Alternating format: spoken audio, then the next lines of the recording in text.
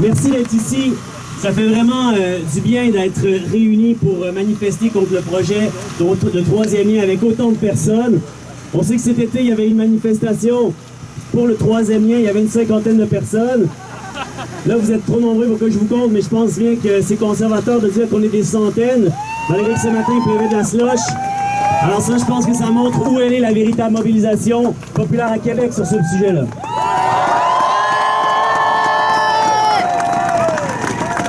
Ça fait des années qu'il y a une campagne très active qui se mène en faveur du projet du troisième lien, sans études scientifiques, sans arguments fondés sur les discours des urbanistes, sur les experts en infrastructure civile.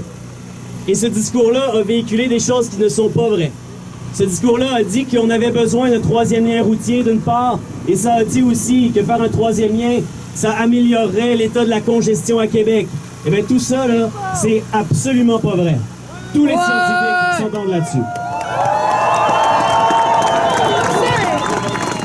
Il est grand temps que le contre-discours commence, que le contre-discours se lève, qu'on diffuse la véritable information sur ce projet-là qui constituerait un des pires gaspillages de fonds publics de l'histoire de la Ville de Québec. Rappelons-nous que ce projet-là, selon le genre de projet qui serait choisi, c'est entre 4 et 10 milliards de dollars de fonds publics qui seraient engloutis là-dedans. 4 à 10 milliards. Ça fait beaucoup de centres Vidéotron.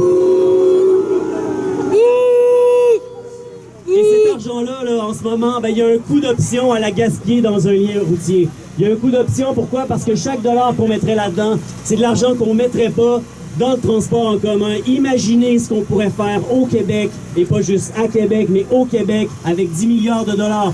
Comment on pourrait transformer les infrastructures de transport. On pourrait investir massivement dans le transport collectif, électrique, urbain et interurbain partout au Québec.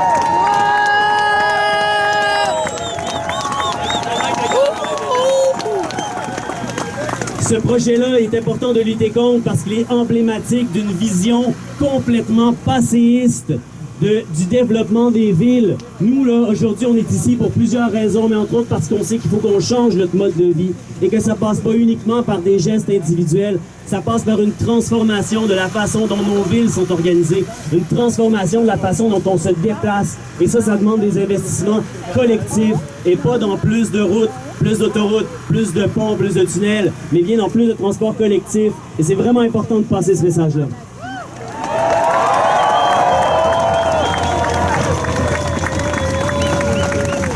J'ai une pensée évidemment aujourd'hui pour le premier ministre Bernard Landry qui aujourd'hui est en chapelle ardente à l'Assemblée nationale. Je vous invite d'ailleurs à la manifestation, après la manifestation à y aller.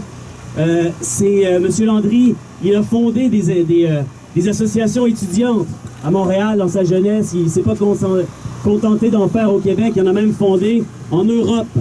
Et je pense qu'aujourd'hui, de voir que les associations étudiantes du Québec se mobilisent pour l'avenir de la planète, ça le rendrait extrêmement fier. Merci à tout le monde, merci aux organisateurs.